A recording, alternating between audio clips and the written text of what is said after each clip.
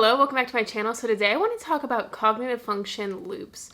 So the way I'm going to define a loop is a dominant tertiary overuse at the expense of your auxiliary function, happiness, and others, which I will make the argument for. So a loop, as far as I'm aware, was first coined just on some forum online. It was not necessarily coined by any of the big names, but the concept was talked about by them. It just wasn't named kind of until this forum. So I am going to use the name that this person used, even though no one technically used this name. And I have the cognitive function loops listed below. So if you're an INFP, you loop with introverted feeling and introverted sensing. So you can see this loop is if you're an introvert, you're looping with 2 introverted functions. If you're an extrovert, you're looping with 2 extroverted functions. So it's just a tendency to be overly in your first and third function at the expense of your second function. So what I'm going to do in this video is I want to define a loop and talk about common characteristics. Then I want to talk about how it changed my life personally, and also I want to show several YouTube comments of people talking about how it changed their lives getting out of loops. Then I want to talk about what Jung says about it, Myers-Briggs, and what Beebe says about it. So a loop, as I'm defining it, is a very common tendency to neglect one's second function in favor of the third. It is a type of immaturity and indulgence that neglects the long-term needs of the self and others. It lends to a feeling of not being your fullest self.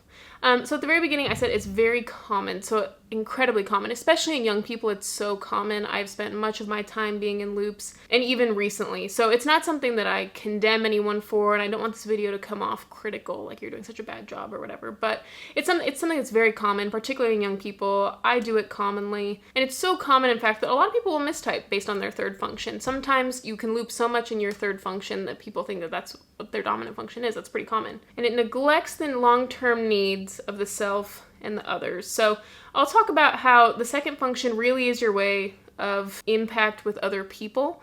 And so on the short term, if you're being indulgent, it might meet some needs for you on the short term to be in your first and third function, but in the long term, you're going to feel not very satisfied because you're not really being your full self. And you can only go so long not being your true self before you're going to start feeling unsatisfied. Maybe in the short term it works, but in the long term it's not going to work. And it lends to a feeling of not being your fullest self. Because if you're like an INFP, for example, you're an NF type. So to skip that N function, you're becoming less of yourself. You're becoming kind of an SF type, but you're an NFP, So you want to be the truest version of yourself. You want to be maximizing your strengths, not trying to lean into a weakness so much, which I'll make a case for from these other people's definitions. So I want to show some quotes. I'm not going to read these quotes in full, but I do want to key in on some important things that people have said.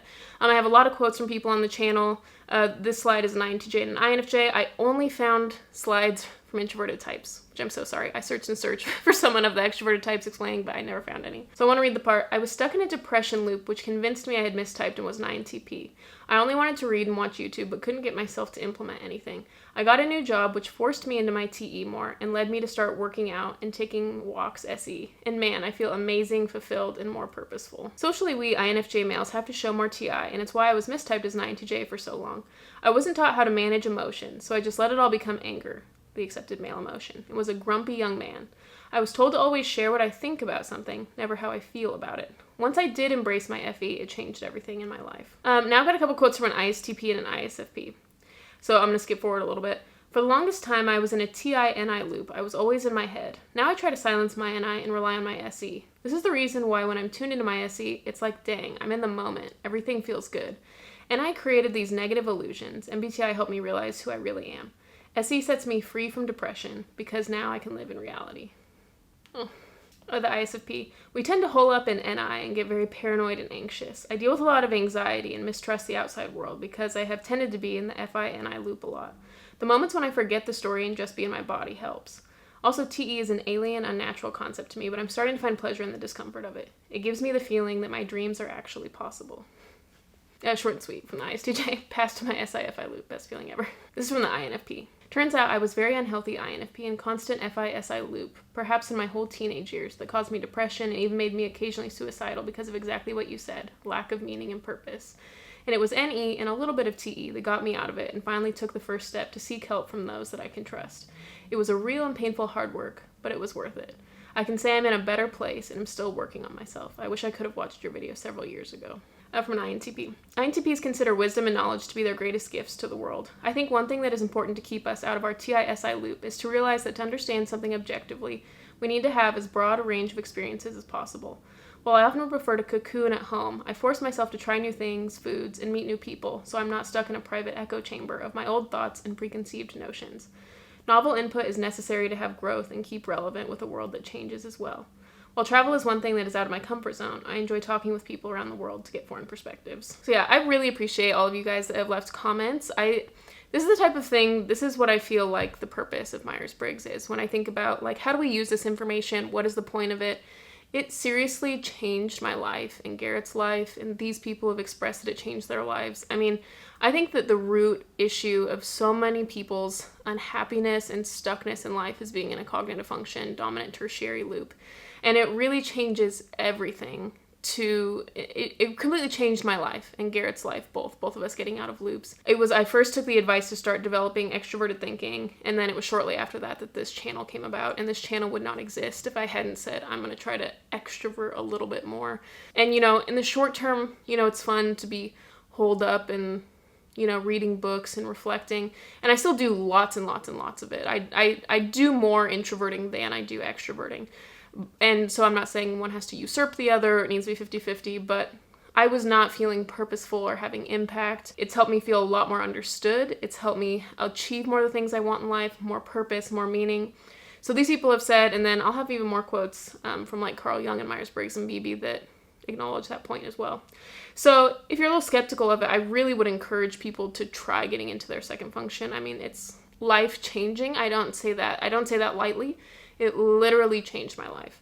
It literally changed so much of Garrett and I's marriage. It's part of why I live in this city and I love my life so much now. It was like short-term hard work, and one thing that I say a lot is that things that are the best decisions are short-term hard work, long-term reward, versus the worst decisions are like short-term easy, long-term hard. Okay, so I've got 5 quotes from Jung. For all the types appearing in practice, the principle holds good that besides the conscious main function, so your dominant function, there is also a relatively unconscious auxiliary function, which is in every respect different from the nature of the main function. So I just wanted to put this here because sometimes people will say, like, maybe your second function in an INTJ is NI-FI. Maybe that could be the 2. But he says in every respect different. So if the first one's introverted, the other one's got to be extroverted because it's in every nature different.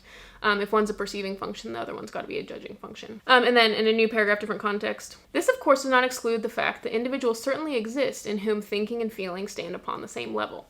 So maybe you're thinking of like an INTJ whose TE and FI are at the same level. It's common. It's definitely common. Whereby both have equal motive power and consciousness. But in such a case, there is also no question of a differentiated type, but merely of a relatively undeveloped thinking and feeling. Uniform consciousness and unconsciousness of functions is therefore a distinguishing mark of a primitive mentality. It'd be most common to be most differentiated in your dominant inferior function because you just love your dominant function so much. It's less common probably for your second and third functions to be very differentiated. So like in an INTJ, it's probably pretty common for their TE and FI to be on the same level, but it's very stunting and it gives it a primitive mentality. Later on, he's talking about an ST type. For I frequently observe the way in which a physician, in the case, for instance, of an exclusively intellectual subject, will do his utmost to develop the feeling function directly out of the unconscious. This attempt must always come to grief, since it involves too great a violation of the conscious standpoint. So you could try, like if you're an ISTJ, you could try to develop that FI, but it's going to come to grief because that's going to violate your TE. Because you're ultimately going to want the TE more, but you can't be in TE and FI at the same time because they're opposites.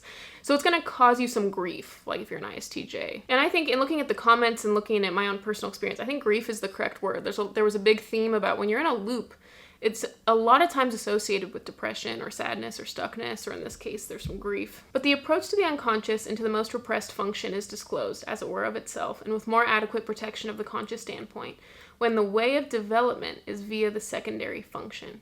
Thus is the case of a rational type by way of the irrational function. So your development, the way you develop yourself, the development is via the secondary function. For this lends the conscious standpoint such a range and prospect over what is possible. And you saw over and over in those quotes about people saying, I felt like my dreams seemed possible. All of a sudden, the range and prospect is coming to life. For this lends the conscious standpoint such a range and prospect over what is possible, and imminent that consciousness gains an adequate protection against the destructive effect of the unconscious.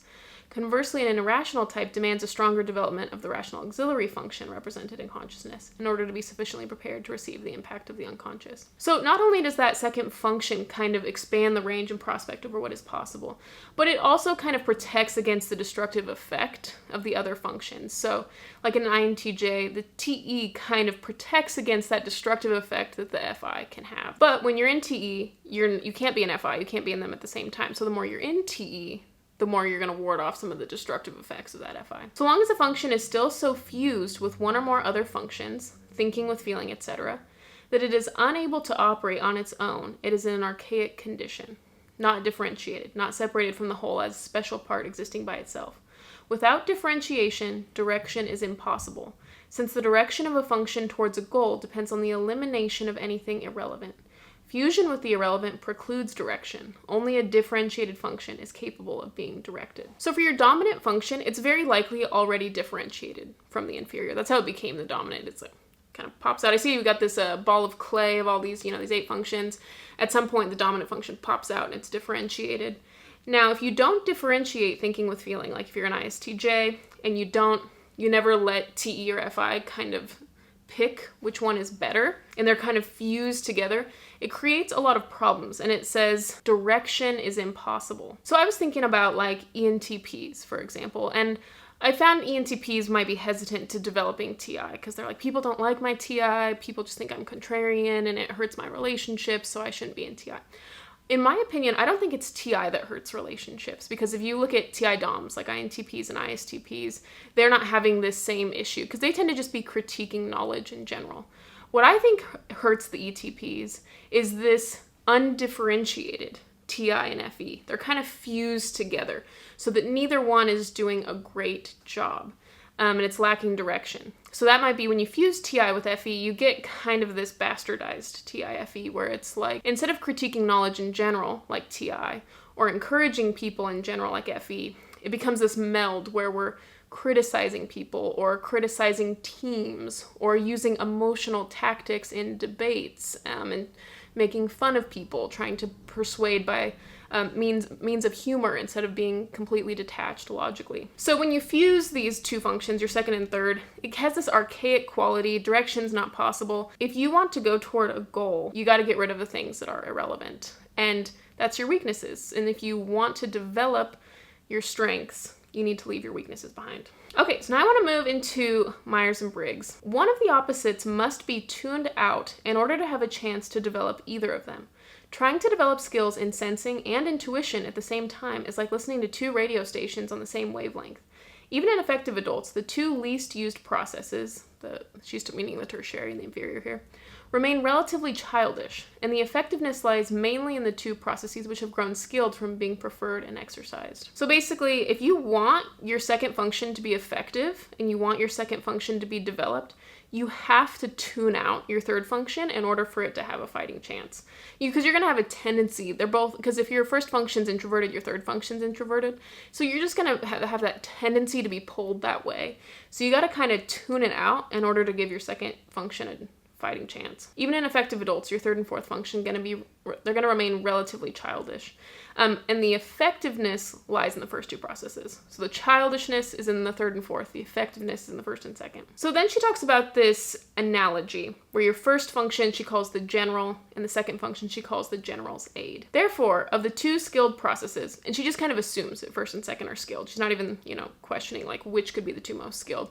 In the context of all these quotes, it was the first 2, the most potential for skill. Therefore, of the 2 skilled processes, one must be the general, and the other must be the general's aid, attending to lesser but necessary matters which the general leaves undone. If the general has a judging nature, the aid must supply perception as a basis for judgment. But the aid of a perceptive general needs to provide decisions to implement the general's vision. The aid to an extrovert must do most of the reflecting, whereas an introvert's aid will have to take action. So this sets up the whole thing, that your first 2 functions provide you 2 things that you need. You need judgment and perception. So first and second functions, judgment and perception. You also need reflection and action taking, so introversion and extroversion. So if you bypass that second function, You're bypassing either the ability to reflect or take action, depending on if you're an introvert or an extrovert. And now, in the short term, that might not be a problem. In the long term, that leads to a lot of unhappiness. The auxiliary naturally tends to be neglected. Extroverts in their dominant process in the outer world may not know that they need the auxiliary. Especially for introverts, a modest improvement in balance, brought about by taking the contributions of the auxiliary process more seriously, may pay large dividends in satisfaction. So she talks about like it makes sense for it to tend to be neglected. It's very common for the second function to be neglected. And it's because if you're an introvert, you want to be introverted, so there's a tendency to indulge in that third function, and the reverse for extroverts. And it will pay large dividends in satisfaction. For introverts and extroverts, I would say. And based on the comments that I've seen, it's obviously true, based on my own experiences and Garrett's experiences. Many people are reporting large dividends in satisfaction. Type development depends on skilled use of the auxiliary process. The less developed processes, the third and fourth, are always a problem.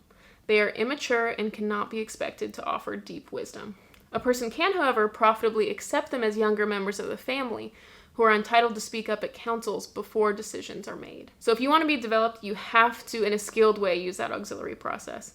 And the bottom functions, they're immature and cannot be expected to offer deep wisdom. So like an example I can think of in myself, if I don't differentiate my TE and FI, I can have a tendency, social justice warrior, arguing with people online about justice issues and political issues. No one wants that from me. That didn't lead to long-term happiness for me. Maybe it made me feel good on the short term, but that's not what an INTJ is made to do. Okay, that's not at all using the full extent of my strengths. But that's just FI running the ship. FI saying, oh, that struck me as immoral. Okay, TE, let's go. And so that was FI running the ship. So I don't want to completely throw away FI. I don't want to just put it in the trunk and tell it to shut up. But I'm not going to have it lead the big decisions either. It's not going to drive the car, but I'm not going to put it in the trunk either. So I've built my channel around NITE. But when I was thinking about making this YouTube channel, FI did come to the table. Is this something that I would think is fun? Does this align with my values? And then we said, yeah, sure. So then we get to BB, and he talks about the second and third function as being the parent and the child. So BB calls the third function the puer or puella. I'm not sure how you pronounce it. I'm not sure what language this is. And he calls it the area of immaturity and play, and it means the eternal boy. So if you look up these terms, puer or puella, it's the Peter Pan syndrome, just never growing up, endless immaturity, maybe not taking responsibility. So like my FI in the third spot, going around pointing fingers about other people aren't being moral enough or whatever. That is not the best use. Okay, that's a very immature use. The third function is kind of like a bratty know-it-all teenager. Sometimes, going around other people are wrong, when you're a teenager you think you know everything or whatever. What my FI is better used for is turning the finger around on myself and accepting responsibility. And that's the thing that children don't want to do. Children or teenagers, they don't want to take responsibility. So it's up to the parent, the TE, it's up to my TE to parent myself and say, hey, let's turn this around on you. FI, you need to take responsibility. FI, stop yapping about how other people are doing things wrong. And TE has to parent my FI and parent myself and give me some expectations and make me take some responsibility. Now, TE doesn't want to be a tyrannical type parent, but it also doesn't want to spoil the child either. He then has this metaphor about the Wizard of Oz. So Glinda the Good Witch represents the secondary auxiliary function, and the Cowardly Lion represents the tertiary, or the third function. Glinda represents a very motherly intuition, which knows the right magic to protect Dorothy. On the other hand, the Cowardly Lion, in his physical size, his bullying swagger, his need to impose his body on others, here it is in a primitive level of development. Bert Lahr's lion displays an inflated sense of what he can pull off that's easily punctured by reality, at which point he falls into despair over his own cowardice. So just like a bratty teenager, okay, the third function's at a primitive level of development. It's got an inflated sense of what can pull off, but that's easily punctured by reality, and then you fall into despair. And so there is this theme of grief, despair. I would say there were a lot of comments that people were leaving kind of about depression. But the second function, it knows the right magic to protect Dorothy. The auxiliary function is used as if parentally, as a way of taking care of others. In contrast to the auxiliary function, the dominant or superior function is less involved in the care of others and more in the assertion of self. So you can see if you're stuck in a loop, if you're stuck in the dominant tertiary loop, the dominant function is focusing on asserting self, and the third function is focused on an inflated sense of self. There's some ego there, there's some immaturity. So you can see that in a loop, it leads to kind of a selfishness of one's life. You don't need to take responsibility for any of your actions. It's all just fun and indulgent, and I'm always right about everything, and no one else is right about things.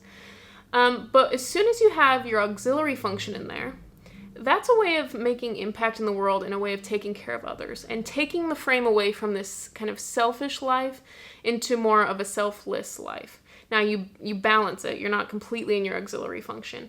But sometimes when you're not in your auxiliary function enough, it's a way of letting yourself off the hook and shrinking from responsibility and holding standards for yourself.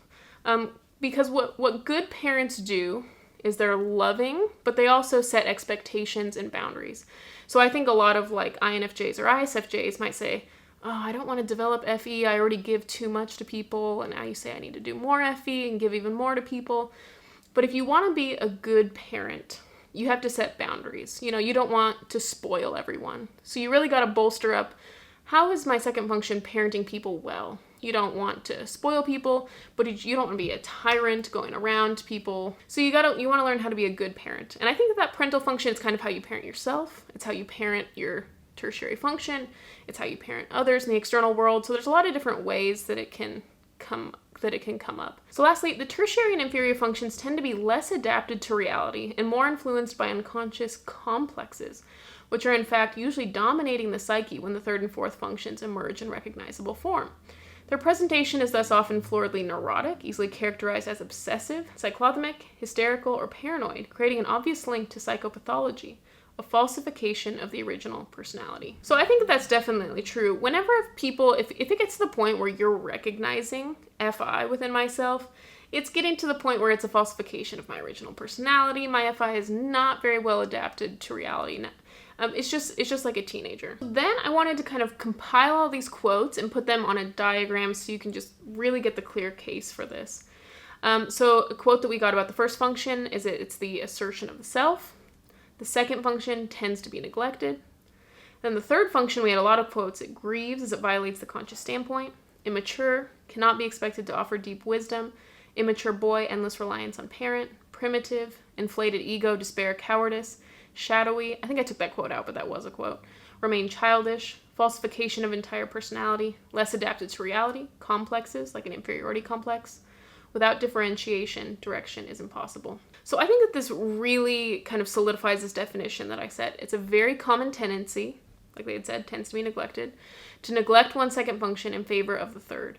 Is a type of immaturity. I think that definitely came up. It's a type of immaturity.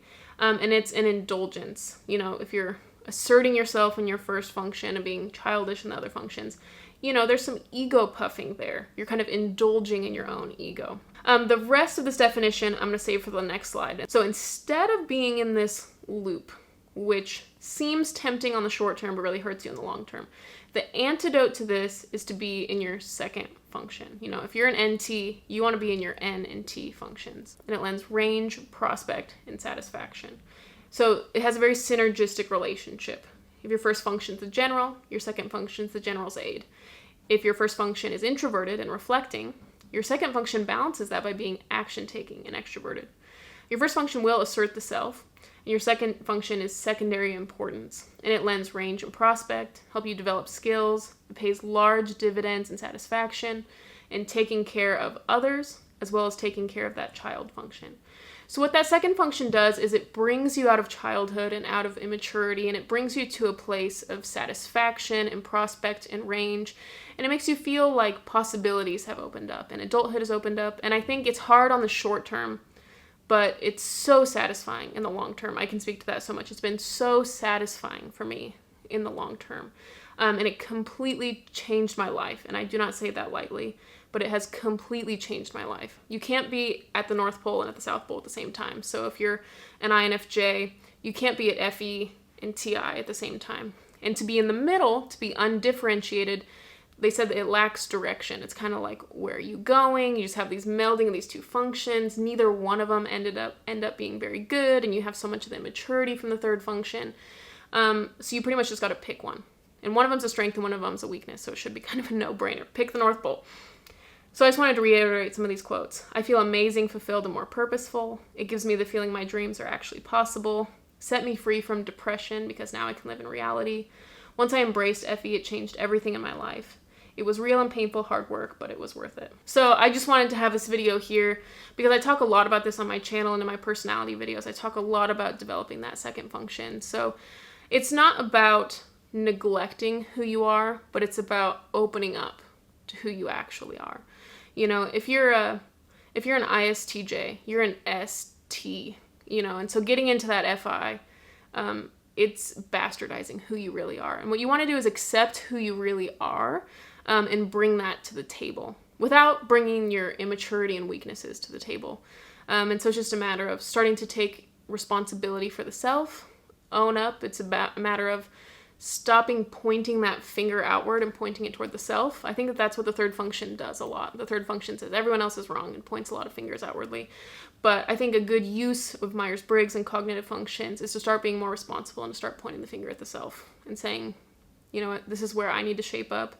I don't want to be the mouthy teenager that's so egotistical that thinks I know everything, but I need to have some humility, actually get out there in the world, and that's going to teach me just how much I don't know. So yeah, that's my video on loops. Thank you so much for watching. Bye.